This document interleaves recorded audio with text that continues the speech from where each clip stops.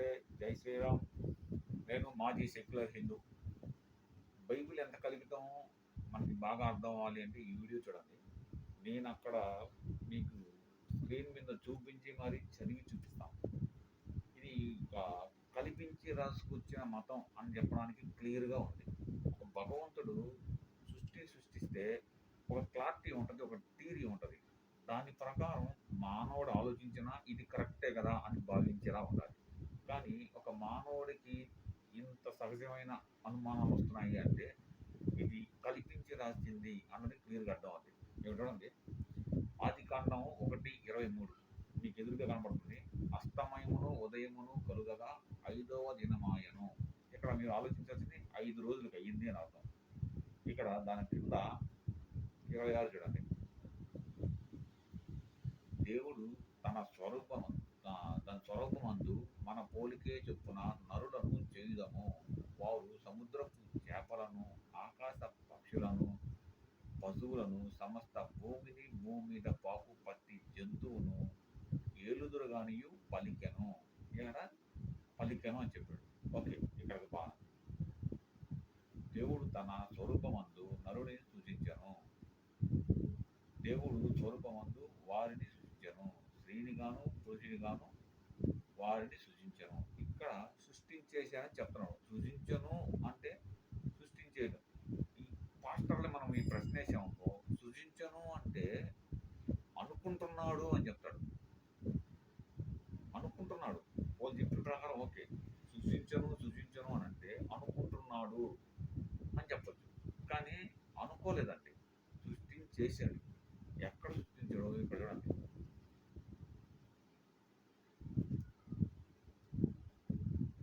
దేవుడు వారిని ఆశీర్వదించెను.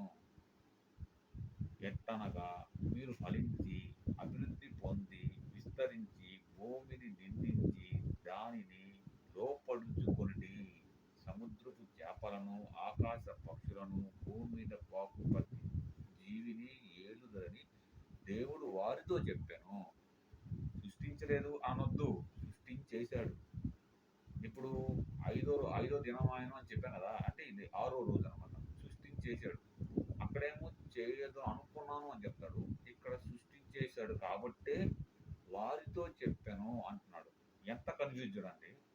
ఓ మనిషి రాసిన రాత కాబట్టి మాత్రమే ఇలా క్లియర్గా రాయలేకపోయాడు.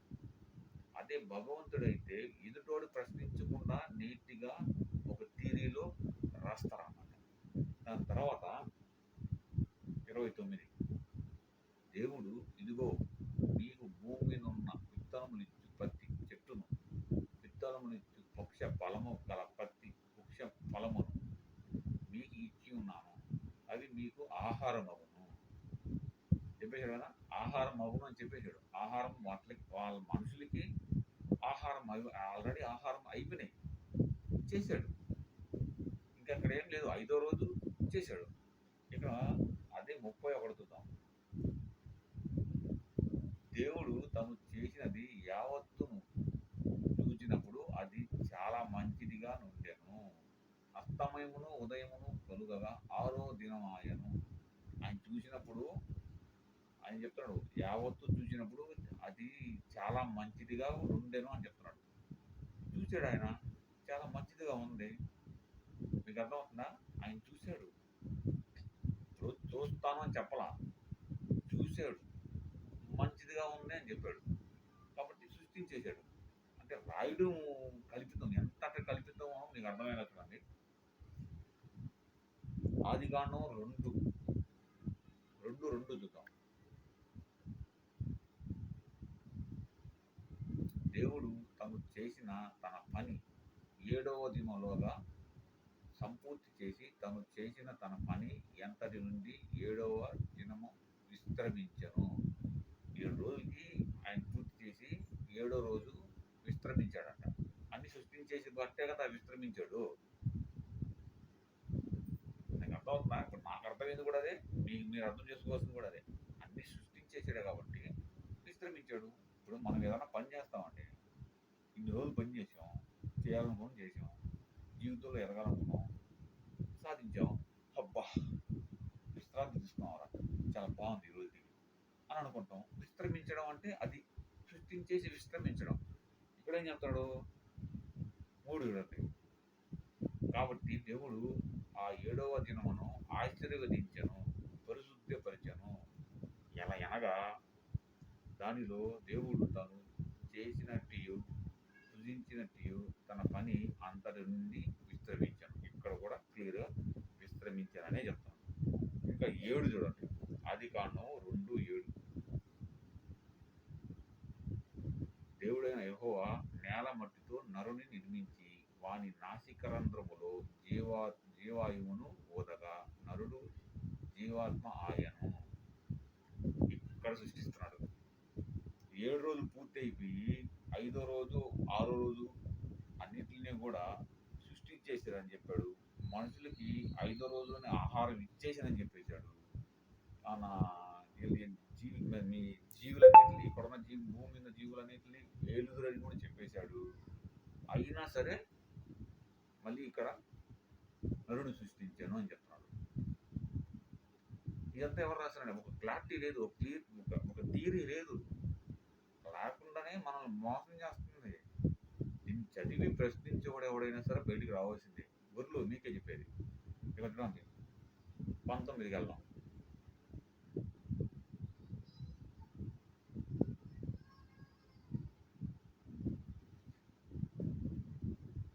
దేవుడైన యెహోవా ప్రతి భూజంతువును ప్రతి ఆకాశ పక్షిని నేల నుండి నిర్మించి ఆదాము వాటికి ఏ పేరు పెట్టెనో చూచుటకు అతని యొద్దకు వాటిని రప్పించెను. జీవము గల ప్రతి దానికి ఆదాము ఏ పేరు పెట్టెనో ఆ పేరు దానికి పలికెను. ఎట్లండి?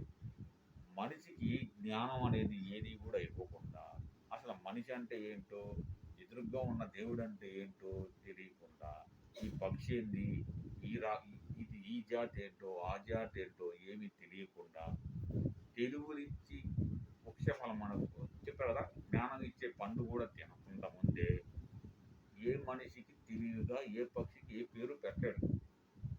ఇప్పుడు మన ప్రపంచంలో కొత్త జీవి కనిపించింది అనుకోండి, దానికి పేరు పెట్టడానికి మనకు చేత రాదు, మనం పెట్టలేము. అదేదో కొత్త జీవిలాగా ఉంటే దాని పేరు ఏం పెట్టాలా అని ఆలోచిస్తాం.